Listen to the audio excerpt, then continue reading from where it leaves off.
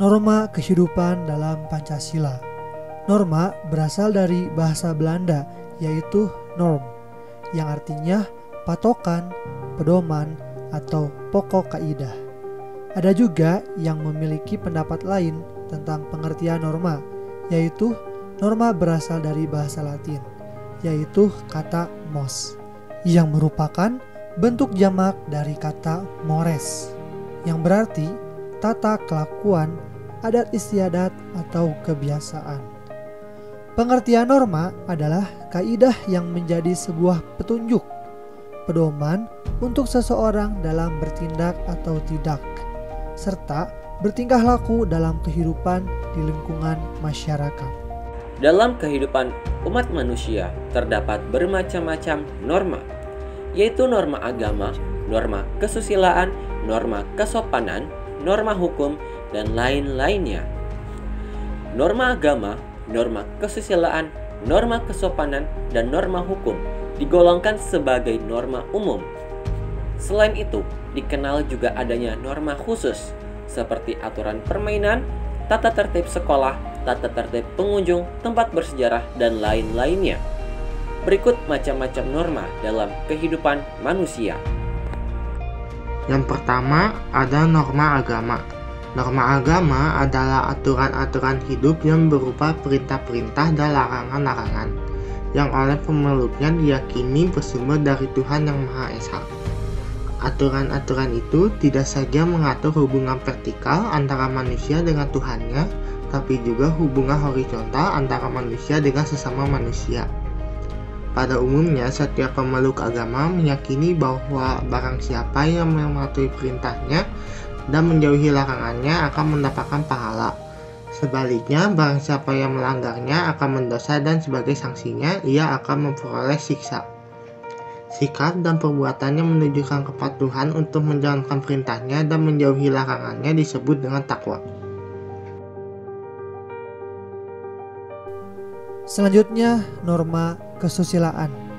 Norma kesusilaan adalah aturan-aturan hidup tentang tingkah laku yang baik dan buruk, yang berupa bisikan-bisikan atau suara batin yang berasal dari hati nurani manusia. Berdasar kodrat kemanusiaannya, hati nurani setiap manusia menyimpan potensi nilai-nilai kesusilaan. Karena potensi nilai-nilai kesusilaan itu tersimpan pada hati nurani setiap manusia yang berbudi, maka hati nurani manusia dapat disebut sebagai sumber norma kesusilaan. Tata susila mendorong untuk berbuat baik, karena hati kecilnya menganggap baik atau bersumber dari hati nuraninya, lepas dari hubungan dan pengaruh orang lain. Tidak jarang, ketentuan-ketentuan norma agama juga menjadi ketentuan-ketentuan norma kesusilaan, sebab pada hakikatnya nilai-nilai keagamaan dan kesusilaan itu berasal dari Tuhan Yang Maha Kuasa, karena sifatnya yang melekat pada diri manusia. Maka nilai-nilai kesusilaan bersifat universal. Dengan kata lain, nilai-nilai kesusilaan yang universal tersebut bebas dari dimensi ruang dan waktu, yang berarti berlaku dimanapun dan kapanpun juga. Sebagai contoh, tindak pemerkosaan dipandang sebagai tindakan yang melanggar kesusilaan di belahan dunia manapun dan pada masa kapanpun juga. Selanjutnya, norma kesopanan.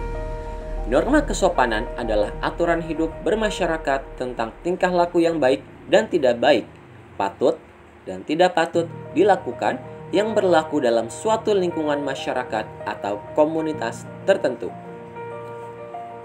Norma ini biasanya bersumber dari adat istiadat, budaya, atau nilai-nilai masyarakat.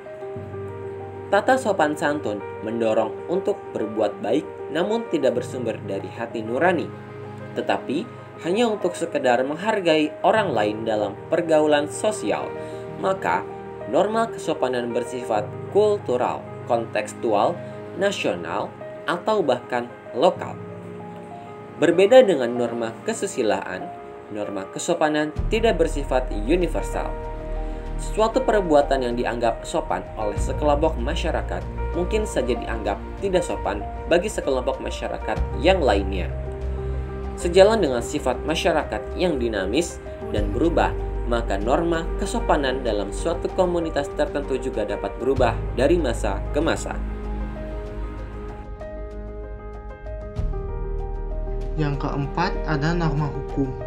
Norma hukum adalah aturan-aturan yang dibuat oleh lembaga negara yang berwenang, yang mengikat dan bersifat memaksa demi terwujudnya ketertiban masyarakat. Sifat memaksa dengan sanksinya yang tegas dan nyata inilah yang merupakan kelebihan norma hukum dibanding dengan ketiga norma yang lainnya. Negara berkuasa untuk memaksakan aturan-aturan hukum guna dipatuhi dan terhadap orang-orang yang bertindak melawan hukum akan diancam dengan hukuman. Ancaman hukuman dapat berupa hukuman badan ataupun hukuman benda. Di samping itu masih dimungkinkan pula dijatuhkannya hukuman tambahan, yakni pencabutan hak-hak tertentu, perampasan barang-barang tertentu, dan pengumuman keputusan pengadilan. Demi tegaknya hukum, negara memiliki aparat-aparat penegak hukum, seperti polisi, jaksa, dan hakim. Sanksi yang tegas dan nyata dengan berbagai bentuk hukuman seperti yang telah dikemukakan itu tidak dimiliki oleh ketiga norma yang lain. Sumber hukum dalam arti material dapat berasal dari falsafah, pandangan hidup, ajaran agama, nilai-nilai kesusilaan, adat istiadat, budaya, sejarah, dan lain-lain. Dengan demikian, dapat saja suatu ketentuan norma hukum juga menjadi ketentuan norma-norma yang lainnya. Sebagai contoh, perbuatan mencuri adalah perbuatan melawan hukum. Tindak pidana dalam hal ini yaitu kejahatan, yang juga merupakan perbuatan yang bertentangan dengan norma agama, kesusilaan, maupun kesopanan. Jadi, di antara norma-norma tersebut, mungkin saja terdapat kesamaan objek materinya, akan tetapi yang tidak sama adalah sanksinya. Selanjutnya, fungsi norma dan peranannya dalam kehidupan bermasyarakat antara lain, yang pertama sebagai suatu pedoman atau aturan hidup untuk seluruh masyarakat di wilayah tertentu. Yang kedua, dapat memberikan keteraturan dan stabilitas dalam kehidupan bermasyarakat. Yang ketiga, dapat menciptakan suasana yang tertib. Yang keempat, fungsi norma yang merupakan wujud konkret terhadap berbagai nilai di masyarakat. Yang kelima, mengikat seluruh warga masyarakat. Hal ini karena fungsi norma disertai dengan adanya sanksi bagi yang melanggar. Yang keenam, merupakan skala atau standar dari seluruh kategori tingkah laku masyarakat. Yang ketujuh, memberikan batasan, yaitu berupa larangan atau perintah dalam berperilaku dan bertindak. Dan yang terakhir, memaksa individu dalam menyesuaikan dan beradaptasi dengan norma-norma yang berlaku yang ada di dalam masyarakat serta menyerap nilai-nilai yang diharapkan. Pancasila sebagai dasar negara melahirkan hukum-hukum yang tersusun secara hierarkis sebagai peraturan perundang-undangan dimulai dari Undang-Undang Dasar tahun 1945, TAP MPR, Undang-Undang, Peraturan Pemerintah Pengganti Undang-Undang, Peraturan Pemerintah, Peraturan Presiden, Peraturan Daerah Provinsi, hingga Peraturan Daerah Kabupaten atau Kota. Adapun Pancasila selain sebagai dasar negara menjadi sumber pedoman perilaku yang tidak berbentuk hukum, tetapi berupa norma-norma lain yakni norma-norma agama, kesusilaan, dan norma kesopanan. Norma-norma yang bukan hukum atau belum menjadi hukum itu pada umumnya disebut dengan moral dan etika.